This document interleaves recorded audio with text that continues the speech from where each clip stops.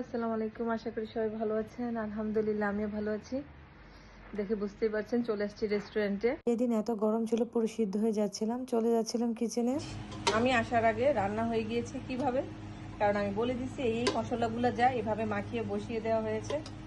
So হ্যাঁ, meet রান্না হয়ে গিয়েছে। আর আমি এসে এক টুকরা খেয়েও দেখলাম, খুবই মজা হয়েছে। এখানে আমি আলু সিদ্ধ দিচ্ছি। আমি একটু টুনা কাবাব করব আজকে, আলু দিয়ে টুনা কাবাব হবে।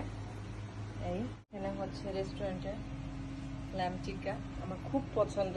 আর এদিকে আমি পাস্তা নুডলসের জন্য গরম পানির মধ্যে দিয়ে দিচ্ছি বেশ অর্ধেক প্যাকেট পাস্তা। পেঁয়াজ কাটা হয়েছে এগুলো রান্না বান্নার জন্য। তো আমি এক এক করে এখন সব কাজ করব। এর জন্য এখানে আমি চিকেন নিলাম। আমি রান্না করব ঝালু, তাই সব মশলা দিয়ে মুরগির মাংসটা ভালো করে মেখে রেখে দিচ্ছি ম্যারিনেশনের জন্য। এদিকে আমি নুডলস সিদ্ধ করে নিয়েছি, কিন্তু আমি মশলাগুলো দিব না।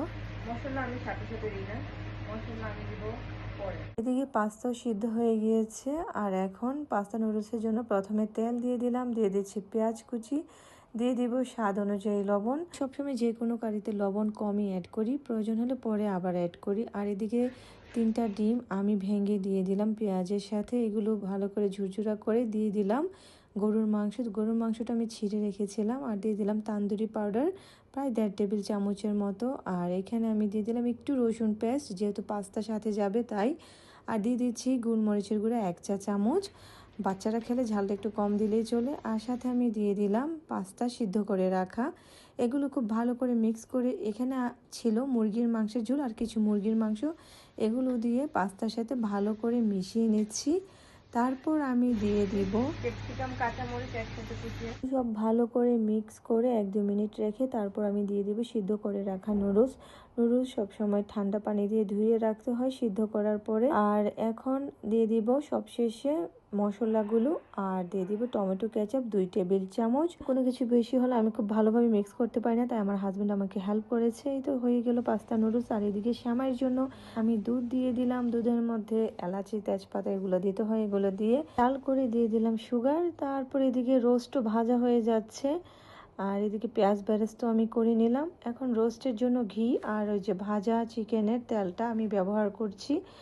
আর এদিকে শ্যামার দুধও রেডি, এখন একটু রেখে দেবো একপাশে হালকা একটু ঠান্ডা হওয়ার জন্য। এদিকে রোস্টের জন্য বাটা পেঁয়াজ দিয়ে দিলাম, আর দিয়ে দিলাম সব গরম মশলা, আস্ত গরম মশলা সব কিছু দিয়ে নেড়ে চেড়ে এই পাশে আবার আমি করে নিচ্ছি টুনা কাবাবের জন্য। টুনাগুলো সব মশলা দিয়ে আমি একটু 2-3 মিনিট ভুনে নিলাম।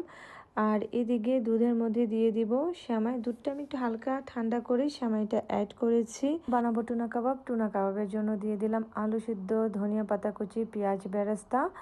আর এদিকে রোস্টের মশলা ভুনা হয়ে গিয়েছে, চিকেনগুলো অ্যাড করে দিলাম। টুনা কাবাবের জন্য কাবাবের শেপে টুনা কাবাবগুলো আমি এক এক করে সবগুলো বানিয়ে নিচ্ছি। এদিকে তেলও গরম হয়ে গিয়েছে, কাবাবগুলো আমি ডিমে চুবিয়ে এক এক করে ভেজে নিচ্ছি স্বামী কাবাবের মতো, তাহলে আর ভেঙে যাওয়ার সম্ভাবনা থাকে না। এদিকে আমার রোস্টও অলমোস্ট হয়ে গিয়েছে। রান্না বান্নার কাজ মোটামুটি শেষ করে বসে পড়লাম রেস্টুরেন্টে মেহেদি দিতে, কারণ সব কাজ গুছিয়ে বাসায় যেতে যেতে আরেকটু লেট হবে। এই তো ছিল চাঁদ রাতের ছোট্ট একটি ব্লগ। সবাই ভালো থাকবেন, সুস্থ থাকবেন। আল্লাহ হাফেজ।